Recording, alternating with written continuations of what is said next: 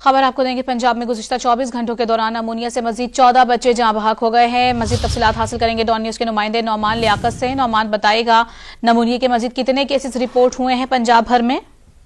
देखिए जी, जो नमूनिया है इसकी वजह से बच्चों की हलाकतों का जो सिलसिला है वो रुकने का नाम नहीं ले रहा है और बच्चों की रोजाना की बुनियाद पर जो अमवात हैं वो बढ़ती जा रही हैं।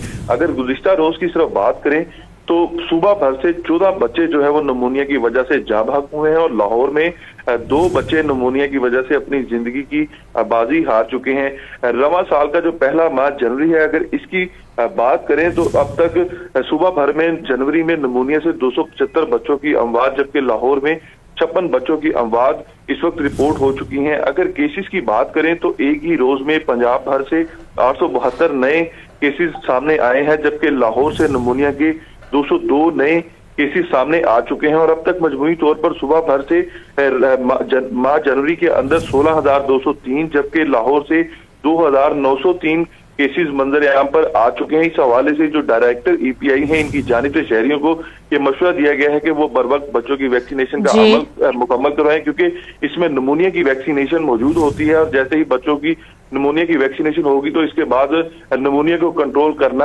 आसान होगा। जी बहुत शुक्रिया नौमान आपका।